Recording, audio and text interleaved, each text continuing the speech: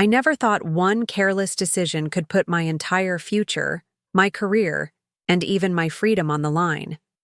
It all began so simply, so casually, that I didn't even sense the danger until it was too late.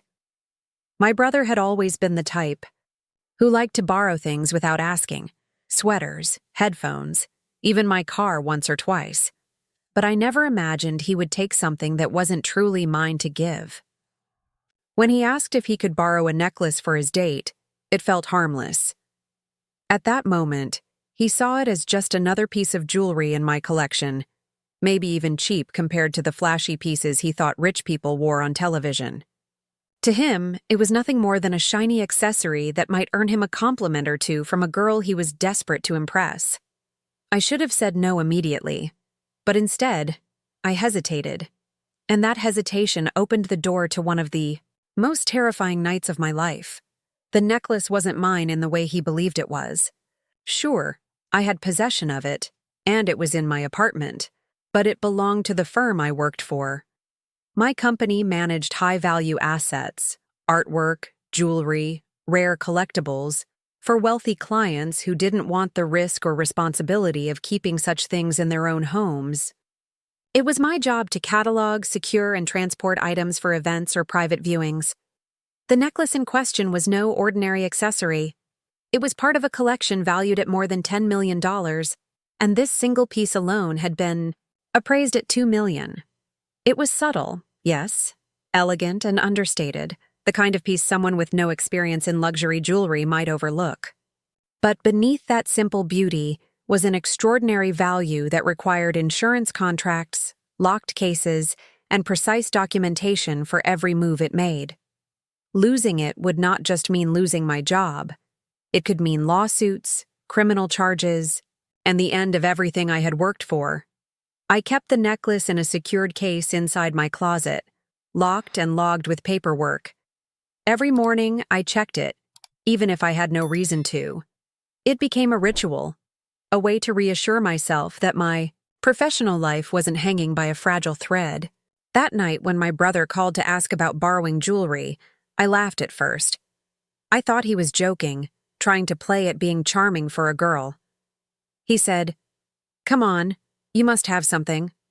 Just a necklace, nothing too wild." He sounded casual, like it was no big deal, and I responded in the same tone.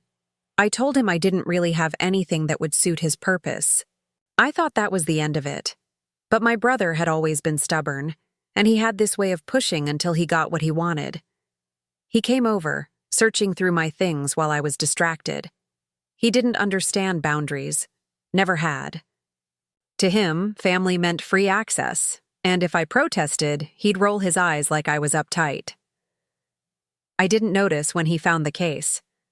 I didn't see him slip it into his bag. It wasn't until hours later, when I went to do my nightly check, that the hollow space in the closet made my heart plummet. The necklace was gone. The case was gone. And the only person who could have taken it was my brother. At first, my mind rejected the reality of it. I told myself I must have misplaced it, that maybe I'd left it in the office or filed it away, differently. I tore through my apartment, searching every drawer, every shelf, as if the necklace could magically appear again.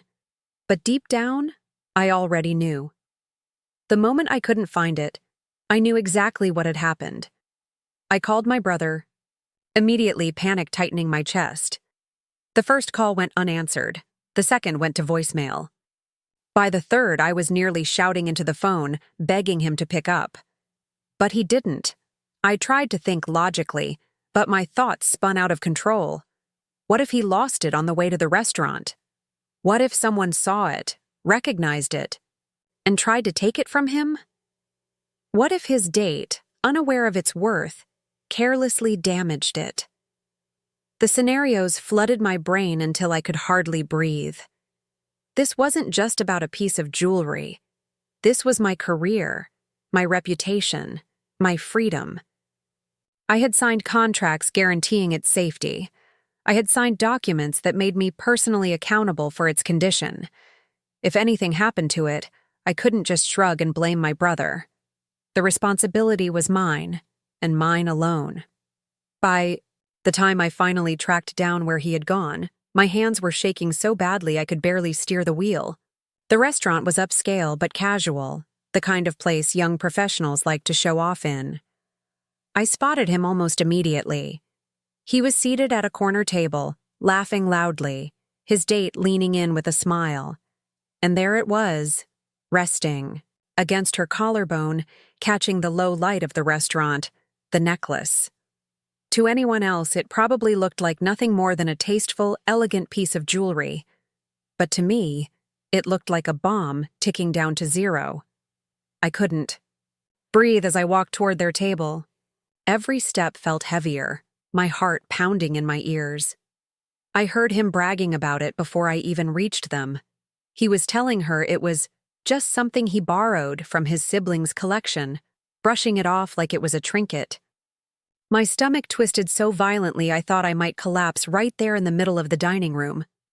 If anyone around us had even the faintest idea of what that necklace was worth, we could both be in danger. My brother looked up and grinned when he saw me, completely oblivious to the storm raging inside me. "Hey, didn't think you'd be here," he said casually, raising his glass as if nothing was wrong. His date reached up to touch the necklace, smiling shyly, clearly charmed by the gesture. I wanted to scream. I wanted to snatch it from her hands, right then and there, but all I could do was stand there, paralyzed, knowing that one wrong move could draw attention to us, and that attention could destroy everything. And that was the moment it sank in. My brother had no idea what he was holding. No idea that the necklace wasn't mine. No idea that by taking it, he hadn't just borrowed something from me. He had put my entire life on the line. The moment I realized the necklace was gone, it felt like the air had been sucked out of the room. My chest tightened, and I couldn't tell if I was about to scream or collapse. That necklace wasn't just expensive. It was the kind of thing people could lose their livelihoods, or even their lives over. It was insured, yes, but the company didn't entrust me with it simply to tick a box. They trusted me because I was careful, because I didn't make mistakes. And now, staring at the empty case where the velvet cushion sat naked and mocking, I felt like my whole career was unraveling in front of me. I pulled out my phone and dialed my brother's number so fast that my fingers nearly slipped. It rang once, twice, then cut straight to voicemail. "Hey, it's me. Call me back now. This is urgent." My voice cracked, but I didn't care. I left 2 more messages after that, each more panicked than the last, before realizing it was pointless. He was out there, with the necklace, completely unaware that he had a literal fortune dangling around someone's neck. I paced the room, racking my brain. Maybe he just borrowed it. Maybe he'd come home soon. Maybe? But no. I knew. My brother. He was the kind of guy who thought consequences were optional. The kind who lived in the moment, who thought it'll all work out, was a real strategy for life. To him, a necklace was just a shiny object to show off, something that made him look like he had class or money. He would never imagine that. It could cost someone, me, everything. I grabbed my car keys, adrenaline coursing through me. I knew the restaurant he had mentioned earlier that day, bragging about how it was the perfect place to impress his date. He said it casually, like he was finally going to turn things around, like this dinner was going to be some big step into adulthood for him. My hands were shaking so badly I could barely start the engine, but I forced myself to drive, my mind screaming with every mile. What if someone recognized it? What if a collector was there, someone who knew what a rare piece it was? What if his date snapped a picture and posted it online, and suddenly every eye in the industry saw what should have been locked away under my care? My boss would find out, the firm would investigate, and I'd have no defense. I could already imagine the headlines. Priceless necklace lost in reckless blunder. And then the worst thought hit me like ice water. What if someone tried to steal it? The necklace wasn't just expensive, It was famous in certain circles. Collectors, dealers, even criminals, people knew about it. If the wrong pair of eyes landed on my brother and his oblivious date, this night could end in something far darker than embarrassment. By the time I pulled up to the restaurant, my pulse was hammering in my ears. I barely noticed the valet shouting at me for stopping in the wrong spot as I scrambled inside. The place was dimly lit, elegant, filled with quiet chatter and clinking glasses. My eyes scanned frantically, sweeping over couples in tailored suits and silk dresses, until I saw him. There he was, at a corner table, laughing loudly, his hands moving as he spoke. His date leaned in, smiling, clearly enchanted by his confidence. And then my eyes dropped to her neck, and I felt like I might throw up. The necklace glimmered under the soft golden lights, catching every movement, every flicker of the candles on the table. To anyone else, it probably looked pretty, maybe even striking. But to me, it was a burning spotlight screaming, "Disaster."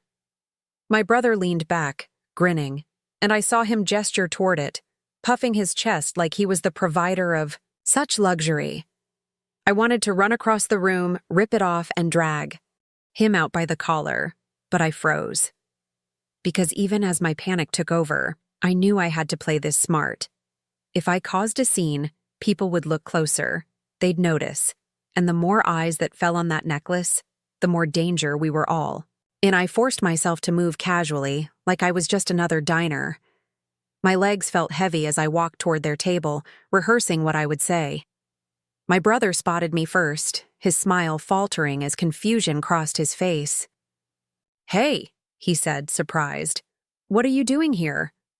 I wanted to strangle him. Instead, I plastered on a smile. "Funny running into you," I said, my voice trembling under the weight of every second that necklace stayed out in the open. His date turned to me, curious, and I gave her a polite nod. She was young, pretty, the kind of woman who probably thought this night was a fairy tale. Little did she know, she was wearing something people might literally kill for. I leaned closer to my brother. "Can I talk to you for a second? Outside?" I hissed through clenched teeth. He frowned. Kind of in the middle of something." He motioned to his date, clearly annoyed. "Can it wait?" "No," I snapped, the word sharper than I meant it to be. His date blinked, startled, and I tried to soften my tone. "It's important. Just 2 minutes." Reluctantly, he sighed and stood up, muttering something to her about being right back. I grabbed his arm and all but dragged him toward the entrance, my grip tightening like I was afraid he'd vanish if I let go. The second we were out of earshot, I lost it. "Are you insane? Do you have any idea what you've done?" My voice was shaking, a mix of fury and terror. He looked at me like I was overreacting. "Relax, it's just a necklace. You said I could borrow it, remember?" I stared at him, stunned. "That's not just a necklace. It's worth $2 million. It belongs to the company, not me." His eyes widened, the color draining from his face. $2 million? He whispered, finally realizing the weight of what he had taken. "Yes," I hissed, "and you paraded it around a crowded restaurant. Do you understand what kind of risk that is? If anyone recognizes it, I'm finished. My career is over. Worse, we could be in serious danger." For the first time, I saw panic flicker in his expression. He glanced back toward the table, his date sitting innocently, unaware of the storm she was sitting in the middle of. I didn't know," he stammered. "No, of course you didn't know because you don't think." I pressed my hand to my forehead, trying to breathe, trying to focus. "We have to get it back, now." He hesitated, glancing back again. "But she'll think I'm a liar." I told her I bought it. I nearly laughed, but the sound caught in my throat. "Are you kidding me? You're worried about your date, when we're one step away from disaster?" But before I could drag him back to the table, something happened that froze us both in place. A man at the bar, A man I hadn't noticed before was staring at us. No, not at us. At the necklace. His eyes were sharp, calculating, the kind of eyes that didn't just see beauty, they saw opportunity. I felt my stomach drop, because I knew that look. I'd seen it once before, years ago, during a high-stakes event when security caught a man casing a collection. It was the look of someone who knew exactly what they were looking at. And that's when the fear turned into something else. Pure dread, because it wasn't just my brother's mistake anymore. Someone else had noticed, and once that necklace was recognized, there would be no going back. I don't think I've ever felt my stomach twist the way it did when I saw my brother at that restaurant, sitting across from his date with the necklace, glimmering under the lights. To anyone else, it might have looked like a fun night out, two young people flirting over glasses of wine. But to me, every second felt like a bomb ticking louder and louder, ready to explode. I froze in the doorway, my heart pounding against my ribs so hard I thought people could hear it. My hands were shaking and my mouth was dry, because I knew something my brother didn't. What he had on that table wasn't just a necklace. It was $2 million of responsibility. My responsibility. For a moment, I almost convinced myself I was imagining things. Maybe it wasn't the same necklace. Maybe I had overreacted. But then the way the restaurant lights caught the stones made my legs go weak. That necklace had a signature shine, the kind you can't mistake if you've spent hours under inspection lamps, logging every tiny detail, memorizing every scratch, clasp, and stone. It was the exact one I had signed paperwork for, the one tied to insurance policies thicker than a dictionary. And it was dangling casually from the neck of a girl who had no idea she was wearing something people might kill for. I wanted to march straight to the table, grab it back, and scream at my brother for being so reckless. But panic rooted me in place. My mind was racing with every possible outcome. If I created a scene, people would start paying attention. And attention was the last thing I needed. If anyone in that restaurant recognized the necklace for what it truly was, word would spread. Someone might snap a picture, post it online, and suddenly I wouldn't just be dealing with a careless brother. I'd be facing reporters, investigators, and maybe even criminals who knew exactly how much that necklace was worth. I pulled out my phone and tried calling him again, but I saw his screen light up on the table. He looked down at it, saw my name, and deliberately pressed decline. My own brother. He thought I was being annoying, calling him during his big date, while he was sitting there flaunting something that could destroy me. I could feel the walls of my world closing in. I slipped back outside the restaurant to catch my breath. I couldn't just stand there and do nothing. I had to figure out how to get the necklace back without causing suspicion. My brother wasn't malicious, just stupidly unaware. He had no clue what he had taken. To him, it was just a cheap necklace from my drawer. He probably thought he was borrowing something like costume jewelry, just enough to make his date smile. The thought almost made me laugh, bitter and sharp. $2 million, and he thought it was cheap. I paced outside, rehearsing excuses. Maybe I could say the clasp was broken and dangerous to wear. Maybe I could pretend it was a family heirloom, too sentimental to lend out. Or maybe I could pretend I had just gotten bad news and desperately needed it back for an inventory check. But none of those excuses explained why I was there, at his restaurant, interrupting his date. No matter how I twisted it, I looked suspicious. Finally, I gathered the courage to go back inside. My brother's date was laughing at something he said, her hand brushing the necklace like she admired it. Every time her fingers touched it, I flinched. I approached the table, trying to act calm, though inside I was seconds away from breaking. "Down! Hey," I said, forcing a smile that didn't reach my eyes. My brother looked up, startled. "What are you doing here?" I ignored his question and glanced at the necklace. "I need to talk to you. Right now." He frowned, clearly annoyed. "Can it wait? I'm kind of in the middle of something." "No, it can't." My voice was sharper than I intended. His date looked confused, glancing between us. I tried to soften my tone. It's important. He sighed, muttered an apology to his date, and stood up. I dragged him toward the back corner of the restaurant where no one could overhear us. As soon as we were out of earshot, I snapped.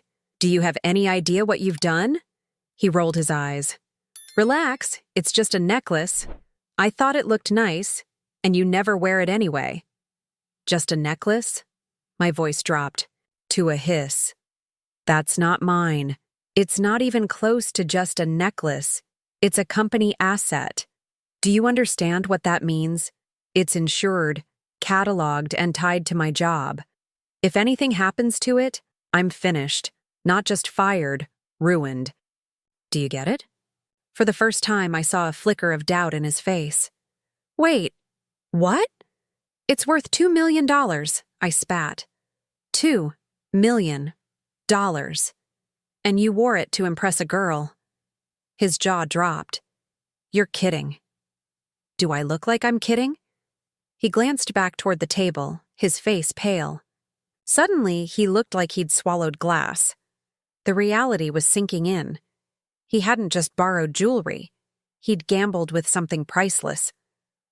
I didn't know, he stammered. I swear, I thought it was one of those fake ones. You buy at the mall? Well, now you know. And we need to get it back, quietly, before anyone realizes what it really is. We both turned to see his date still fiddling with the necklace, smiling as if she were wearing something magical. If only she knew. How do we do it? He whispered. I closed my eyes, forcing myself to think. The worst thing we could do was make it look suspicious. If his date felt embarrassed, she might start asking questions. And questions would lead to attention. Attention would lead to disaster. So I came up with the only plan I could. You're going to tell her the necklace is important to me. Family peace. You borrowed it without asking, and you need to return it. Say whatever you have to, but you have to get it off her tonight. No photos. No stories. Nothing.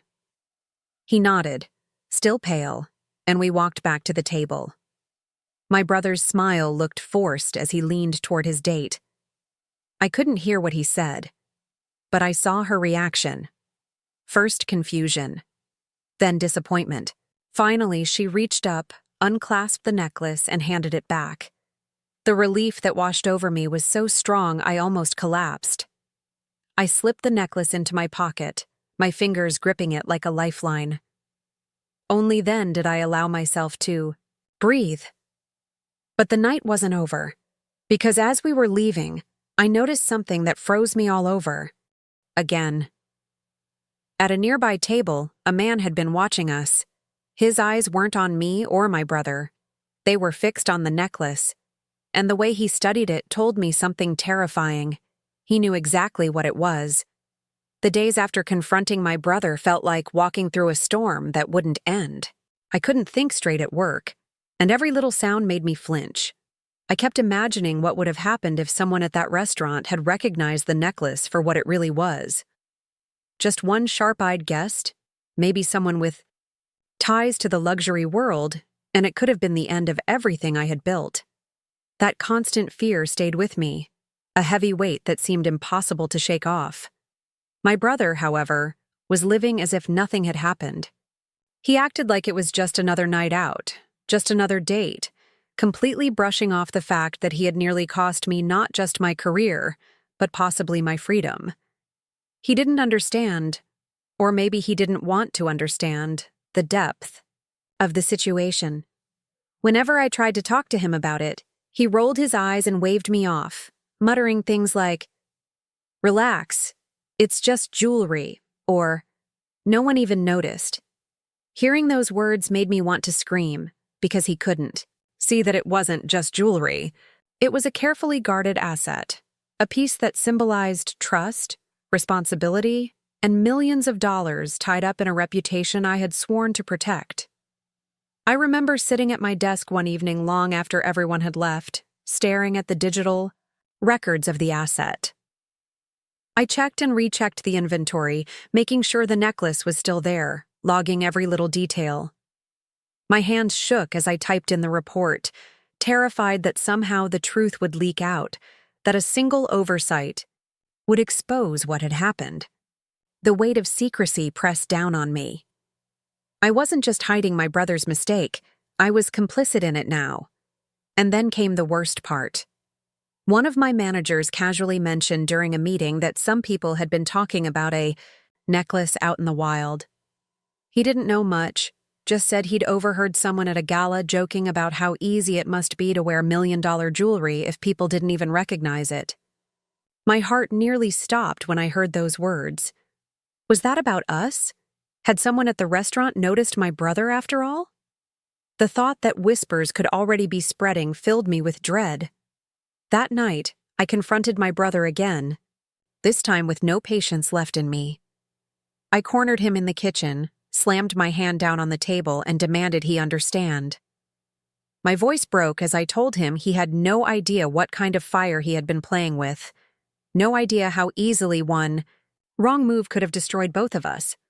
For a moment, he looked at me differently, as if maybe he finally saw the fear behind my anger.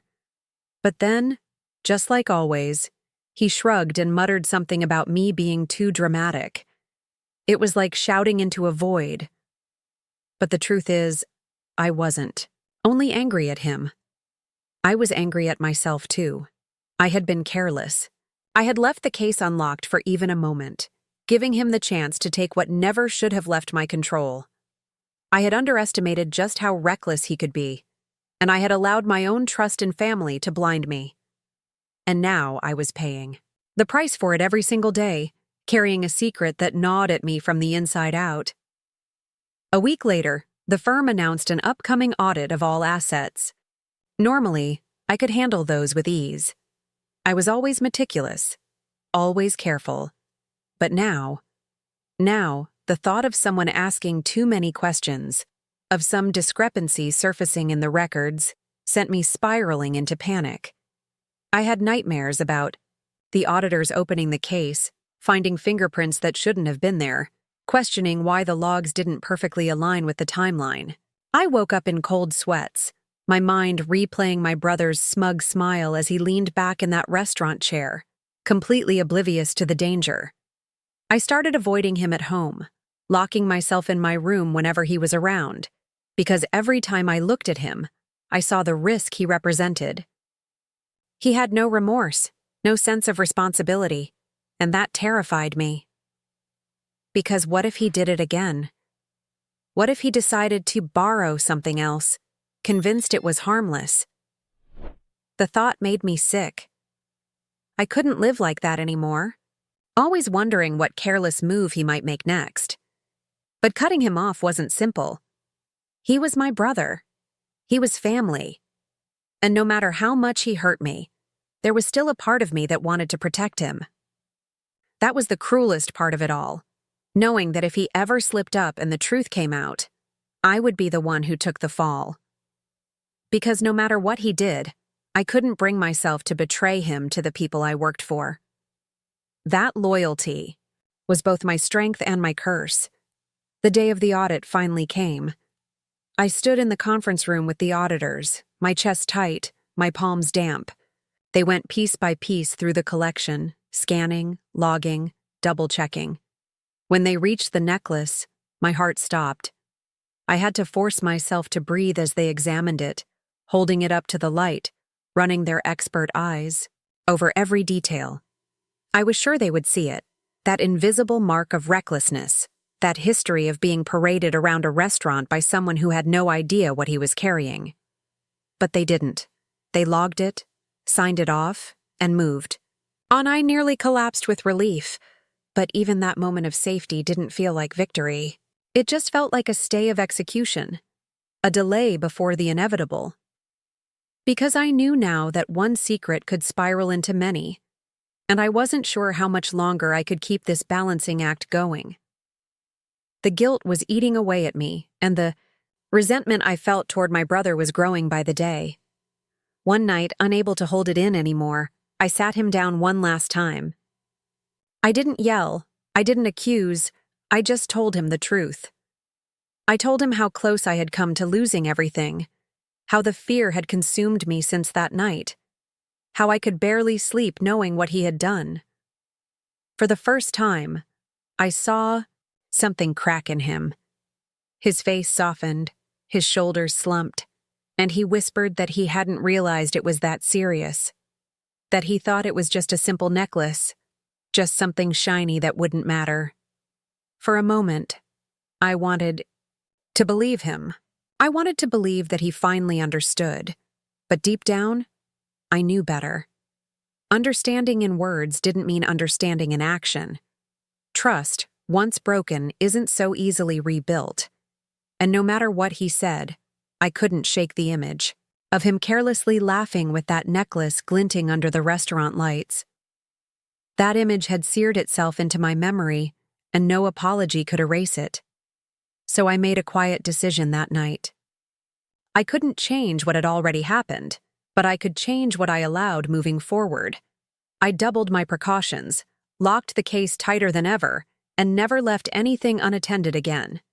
And when it came to my brother, I built a wall around myself, one that I wasn't sure would ever come down. Because sometimes, protecting yourself means admitting that family won't always protect you, and that was the hardest truth of all. When the storm finally settled, I realized my life had been split into two very different chapters, before the necklace incident and after it. The days that followed were a blur of meetings, explanations, signatures, and a constant tightening in my chest every time my phone buzzed. Even though the necklace had been recovered, and technically no harm had come to the asset, the trust I had spent years building with the firm now hung by a thread. It didn't matter that I hadn't been the one who took it. What mattered was that I had allowed it to leave my care. In the corporate world, perception is everything. My boss, Mr. Callahan, didn't mince his words. He called me into his office, leaned back in his leather chair, and fixed me with a stare that felt like it could cut through steel. "Do you understand," he said slowly, "that if this had gone public, the damage would have been catastrophic? Not just for you, but for the company. Clients would never trust us again." I sat there, my palms sweating, and nodded. I had rehearsed apologies 100 different ways, but in the end, all I could do was say, "I understand, sir. It won't happen again." And then he said something that struck me deeper than anger ever could. "You're good at what you do. That's why I'm giving you another chance. But you have to ask yourself, can you keep your personal life from destroying your professional one?" The words echoed in my mind long after I left his office. That night, I sat across from my brother in our kitchen. He was hunched over, guilt written all over his face. He had finally come to understand the gravity of what he'd done. "I swear, I didn't know," he kept repeating. "I thought it was just some necklace. I didn't think it mattered." I stared at him, a mixture of exhaustion and fury bubbling inside me. "That's the problem, Liam. You don't think. You walk through life like it's one big stage, and everyone else has to clean up the mess when you forget your lines." He dropped his gaze, shame flickering across his face. "I just wanted to impress her." I laughed bitterly, though there was no humor in it. "And you nearly destroyed my entire career for a date. Do you understand how insane that is? Do you understand that if anyone had realized what you were wearing around her neck, we'd both be ruined? You could have been mugged, arrested, or worse." Silence stretched between us. Finally, he whispered, "I'm sorry." And for the first time, I could tell he meant it. But an apology couldn't erase the sleepless nights I had endured, the shame of sitting in that office being told I was hanging by a thread, or the reality that one careless mistake could have ended everything I had worked for. Forgiveness doesn't come easy when trust has been shattered. I laid down new rules that night. From now on, you don't go near my things. Not my room, not my work, nothing. If I catch you messing with anything again, I won't hesitate. I'll let you face the consequences yourself. Do you understand? He nodded, his voice barely audible. I understand. But deep down, I wondered, was this really the moment he'd change? Or was this just another temporary flicker of guilt before he drifted back into old habits? The weeks that followed tested that question. I caught him once or twice, looking like he wanted to ask for something, but he bit his tongue. He started working extra shifts at his job, trying to prove he was capable of responsibility. He even handed me part of his paycheck one week, saying, "For the trouble I caused."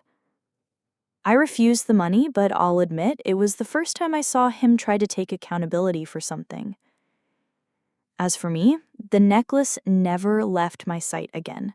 I treated it like a fragile piece of my own soul.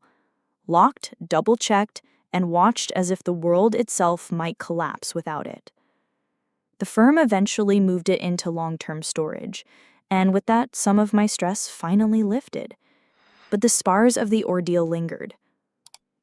Even today, when I think back, I realize it wasn't just about the necklace. It wasn't even just about my brother's carelessness. It was about the terrifying fragility of trust, how quickly it can be broken, how easily years of hard work can be undone by a single reckless act. That necklace may have been worth $2 million, but what it truly represented was the weight of responsibility and the painful reminder that not everyone understands the cost of their actions. And my brother? Well, he'll never look at jewelry the same way again. And I'll never look at him the same way either. Because when you've nearly lost everything, you learn the hard way. Some mistakes can be forgiven, but they can never be forgotten.